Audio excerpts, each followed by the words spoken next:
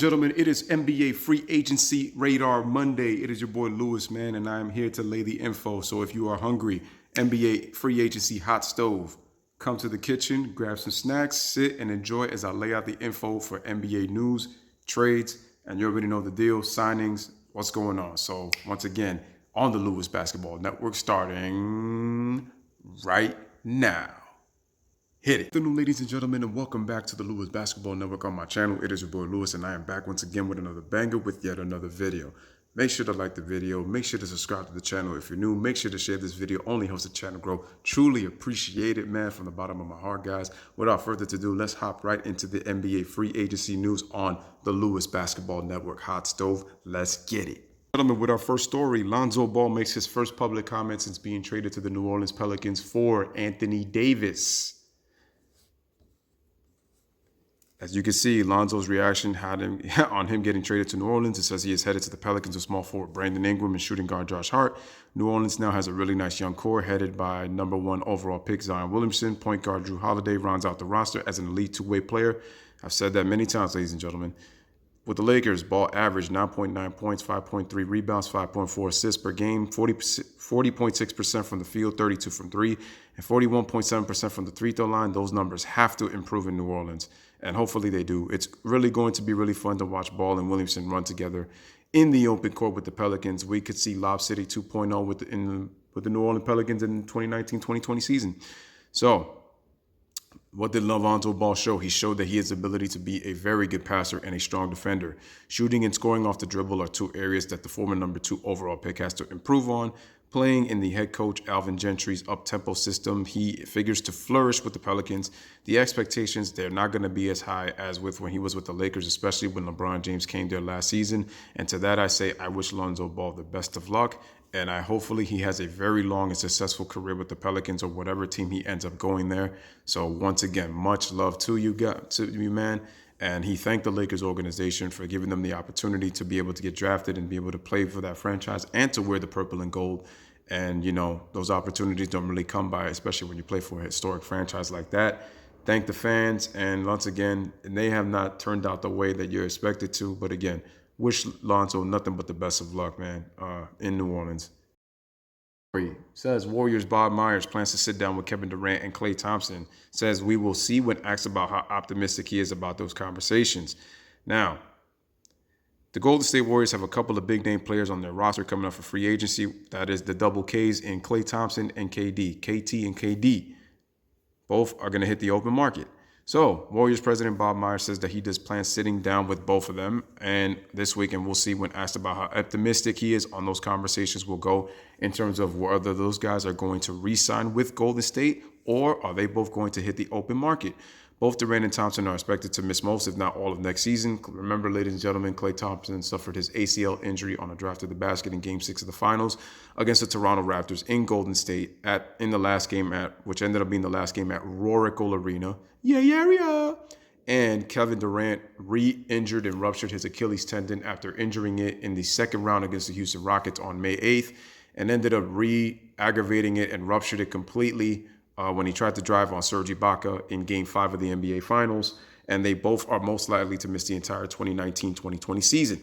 So, of course, Thompson is considered all but sure thing to re-sign with Golden State as he spent his entire career there. Durant, on the other hand, is expected to lead the Warriors with the Brooklyn Nets rumored to be emerging as the biggest threat to sign him.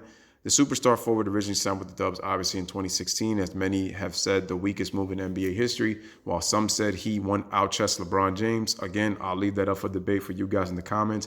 I've already said my opinions numerous times on that Kevin Durant situation when he left OKC, and he had proceeded to lead Golden State to back-to-back titles in 2017 and 2018, winning Finals MVPs back-to-back years on both occasions.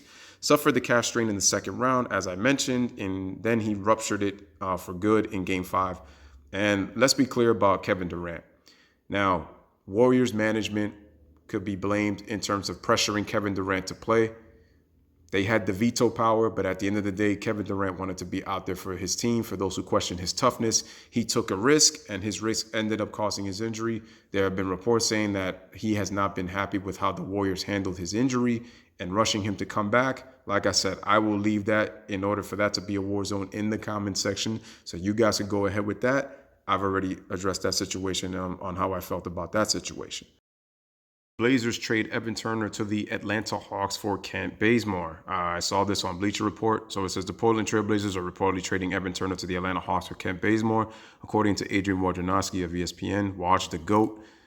Turner has 1 year left on his contract, and I had a feeling that that's why they decided to do that. The same goes for Bazemore in terms of, since he's making over $19 million and Evan Turner makes $18 million. The past season with the Blazers, Turner only averaged 6.8 points, 4.5 rebounds, 3.9 assists, shooting 46% from the field, 21.2% from three, and 70.8 from the line.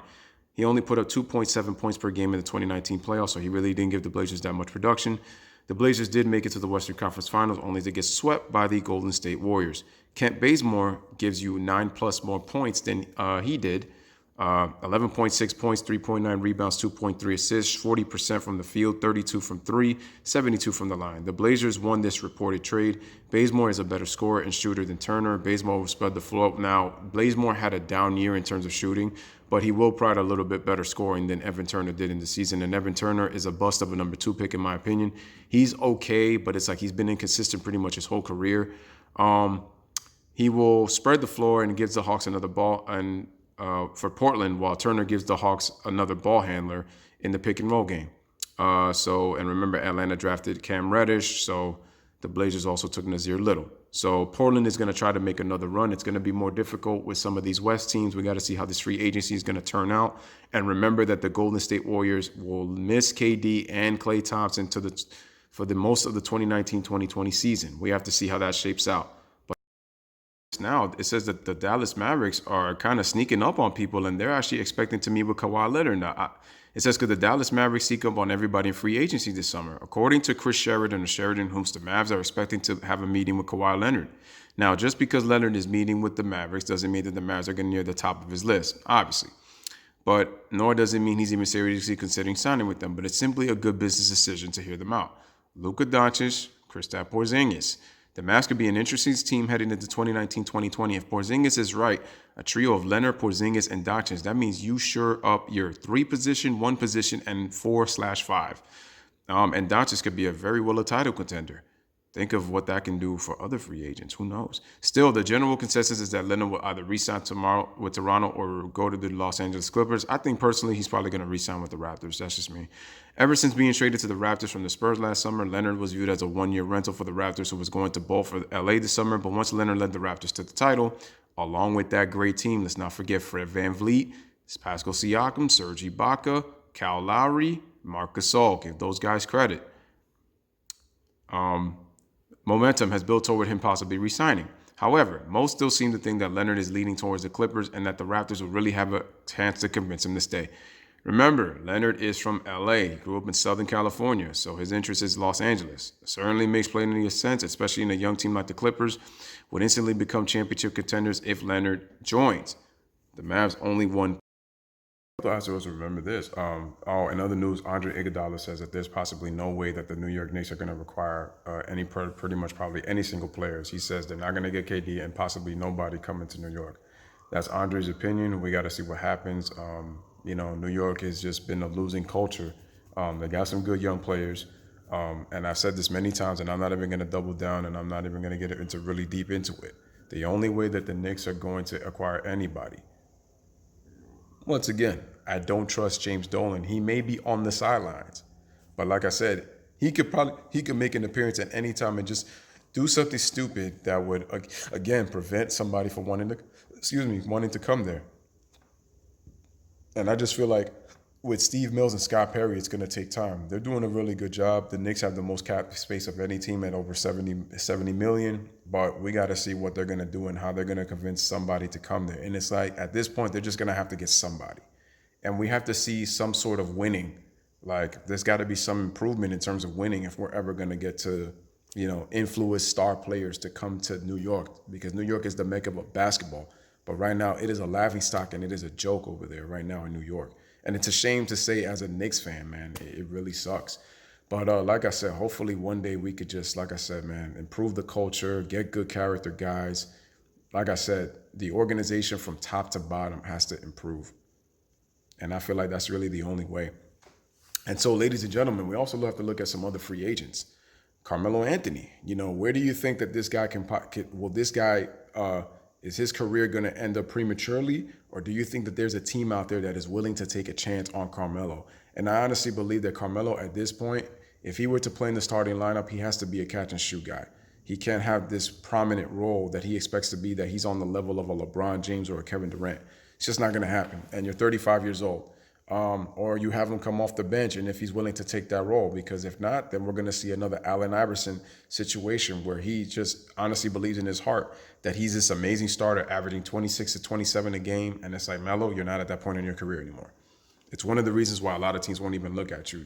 Teams overseas didn't even want to take a chance on Carmelo, which was crazy in my opinion. But, it is what it is, man. That's just the truth of the fact of the matter.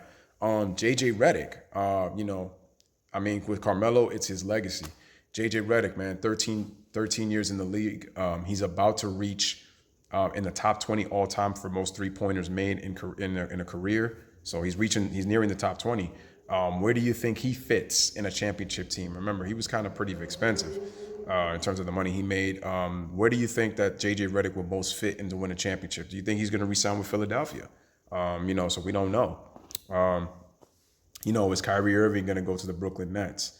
You have, Brook Lopez. Where do you think he's going to sign? What team do you think needs Brook Lopez, a guy that can, be able to, shoot the three? He actually improved his defense a little bit. He's never been known as a defender or a shot blocker or even a great rebounder, but played well with Giannis Antetokounmpo. Do you think that he re-signs with, Milwaukee? Chris Middleton, I think it's most likely they sign him. But if I were the Bucks, I would not pay Chris Middleton a crazy amount of money because he's good, but not a guy, in my opinion, like I said, more complimentary than he is like as a league guy in terms of they got to be careful with how much money they're going to spend. So you have that. What about Robin Lopez? Where do you he's not the scorer that his brother is. He's not. I think he could be somebody that, again, he gives you veteran savvy, a guy who plays hard. He's not known as a great, he's not known for his offense. He's not going to be a guy that's going to help you spread the floor, especially in today's era, with the, stretch fours and the five now shooting threes more so. But I think he can help a team. Let me know who you guys think Robin Lopez can help. All that and more. And, if there's anybody else, again, let me see. Who are the free agents that was I thinking about? So there's him. Obviously, I talked about Jimmy Butler. I talked about Tobias Harris. I talked about Nikola Vukovic. J.R. Smith. Where do you think he's going to go? What team do you think that he can help out? Or is, like I said before, is J.R. Hennessy Smith going to end up again possibly reuniting with LeBron? Who knows? You got Kyrie Irving. His interesting situation in terms of Boston, most likely not going to come back. Brooklyn is looking to acquire him, and also, possibly going to the Lakers and then being with LeBron. And I said it about the Lakers. The Lakers don't need another star. They just need to surround LeBron and AD with the right pieces for them to compete for a championship. You need depth. Because if you're going to fill up with star power and don't have the depth, look what just happened to the Golden State Warriors. The sacrifice for a bench to get Kevin Durant, it helped the first 2 years. It became bad the last year. And it was also with adding DeMarcus Cousins. It's like their bench was very, very, very thin. And so those injuries is like anything catastrophic happens to them, it's most likely they're not going to win the NBA title. And, kudos to them for pushing it to 6 games, but it was too much to overcome. It was too many injuries. So it was going to be very difficult at the end of the day. But, once again, man, this is your boy Lewis with another one. Let me know what you guys think in the comments. You already know the deal. As always, bless up. One love. Peace. Thanks for watching, DJ. You already know the drill. As always, man. Baby, run that damn outro. Contigo la pasé muy bien. Quizás esto ni fuera